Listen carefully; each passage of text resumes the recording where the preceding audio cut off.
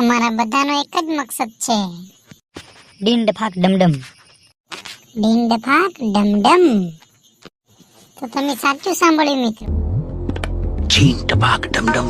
મિત્રો આજે મેં ઇન્સ્ટાગ્રામ જેવું ખોલ્યું અને માનો તો કરો મારું એક સાથે મેં એક જ મિનિટમાં લગભગ તમે જોવો ને 5 થી 6 રે એકની એક જ આવ્યા કરી, ડીન ડફાક ડમડમ, ડીન ડફાક ડમડમ. તો તારે ઇન્સ્ટાગ્રામ ખોલવાની શું જરૂર હતી? ફેસબુક બી તો તું જોઈ શકતેલો ને. ફેસબુકને શું ટુમાં ફાડે છે? હવે તો વોટ્સએપમાં બી લોકો એનું સ્ટેટસ મૂકવા માંડ્યા. જ્યાં જોવે તો ડીન ડફાક ડીમડમ, ડીન ડફાક ડમડમ. તમારી આગળ વાત કરવાની યાર ખરેખર ત્રાસ જેવું નહીં લાગતું? મારે તમારી આગળ કોઈ વાત શેર કરવાની જરૂર જ નથી. બોસડી ના હું કઈથી ને કઈથી તમે કોઈ બી મારી વાતને ખોટી માંડવા માટે તમે કઈ બી કરી શકો છો. ના ના એટલે આજે હું મારી ગર્લફ્રેન્ડને નિશાળે મૂકવા ગયો એની માને, તો આવતીને બેને બે હાથે કે ડીન ડફાક ડમડમ, ડીન ડફાક ડમડમ. તો તું એને હાથમાં ન આલી દે તારો મોબાઈલ એમ. ટ્રેન્ડિંગમાં કોઈ પણ રીલ આવે ને એટલે એની માને ફેક આઈડિયો વાળાની તો બાકા ભોસડા. એકની સાથે એક બધા ફેક આઈડિયોમાં બધા ડીન ડફાક ડમડમ, ડીન ડફાક ડમડમ. તો તમારે ઇન્સ્ટાગ્રામ નથી ભણવાનું, તમારે ઇન્સ્ટાગ્રામ ભણવાની જરૂર નથી. તમે યુટ્યુબ જઈને જોવો ને, યુટ્યુબમાં તમને ભજન મળી જશે. ચાલ તો આજે નવરા છે કંઈક ફરવા જઈએ. એટલે જવા જ કરીને કીધું કે ખાલી કેવા કરીને કીધું? એટલે મારે તો જવાનું છે પણ આ રઘાને પૂછી જો. મેં તો આશીનો સાચે જ આવવાનો છું, પણ તમારું ગેલ ફાડીનું કોઈ નક્કી નહીં.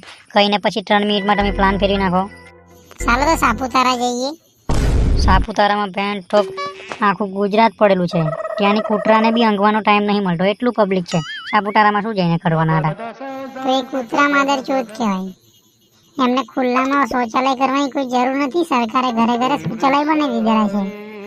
એ તારો એમ છે ઘરે ઘરે શૌચાલય હોત તો રેલવેના પાટા પર શાની ગંદકી હતી?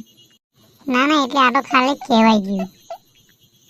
તમે વાત ના બનાવશો. સાપુતારા જવાનું હોય તો જઈએ, બાકી તમે પ્લાન કરીને ફેરવી નાખવાની વાત ના કરશો.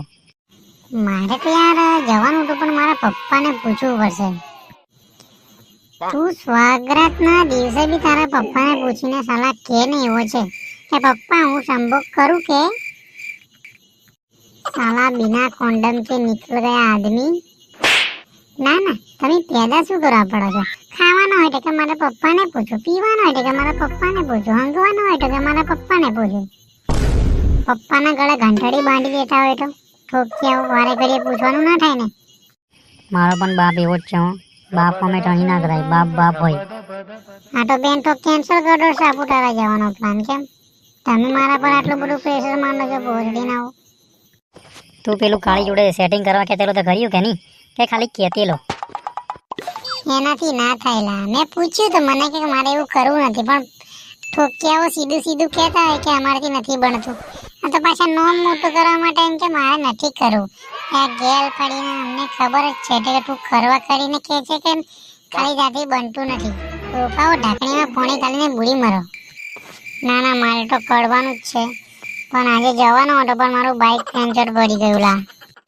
એ તો તારે દર વખતના બહાના હોય ને. આજે બાઇક પંચર પડ્યું, કાલે પૈસા ઘટી જશે, પ્રમ દિવસે પેન્ટ ફાટી જશે, એના આગલા દિવસે જાંગીઓ ખાવાનું થઈ જશે. ના ના તમારે બેન તો કરવું જ ના હોય તો ખોટા અમારે એકલ કહેતા કેમ છો તમે?